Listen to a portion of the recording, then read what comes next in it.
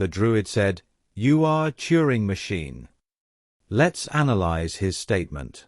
The image shows a kitchen scene from an old 1960s advert. A mother is turning the handle of a pasta machine. Dough goes in at the top. Little shapes of pasta come out at the front. Her pretty child is watching and wondering, then asks, "What's that?" The mother answers, half joking, half serious, "It's a Turing machine, darling. Just like you." That sounds funny, but it is a very precise observation. A machine is a set of rules, and rules are actually constraints. The pasta machine constrains something messy and shapeless, essentially meaning random inputs, and forces it through a set of fixed constraints so that it emerges as neat little cognizable logic shapes. The machine does not understand pasta. It does not care what comes out. It just applies its constraint set, automatically and blindly. Input goes in. Output comes out. Now here's the uncomfortable bit. That is exactly what we humans, and indeed all identifiable realities in the universe, do too.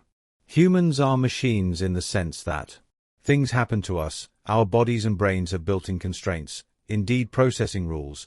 We were born with some rules, learn more from culture and language, and out of all that we produce actions, words, decisions, and habits. In short, we produce ourselves as identifiable beings. We don't create ourselves from nothing. We don't start fresh.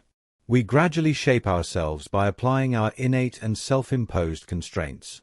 The child watching her mum making pasta is learning how the machine, indeed how all machines work. At the same time, the child is also a machine in training, learning rules, upgrading rule applications, copying patterns, producing outputs. The mother too is not outside this process. She is another machine passing constraints on. Even the pasta dough isn't raw. It's already the vastly complex output of farming, industry, tools, and tradition. And the neat little pasta bits that come out of the machine will become input to chewing, digestion, and more constraining processes. Everything is output from something else and input to something next. What is awesome about all this is that there's no meaning built into this. No divine cosmic message. Just random input, constraint, and output. What we call life is what it feels like from the inside of a machine that keeps running and doing its transmutation job. So the joke lands because it hurts a little. The pasta machine is a machine. The child is a machine. The mother is a machine. All are blind automatic transmutation devices. Not in a cold, insulting way, but in a precise way. The image reminds us. Nothing begins from nowhere. Nothing stands outside the endless procedure that emerges identifiable realities. And nothing is exempt from being shaped by what came before.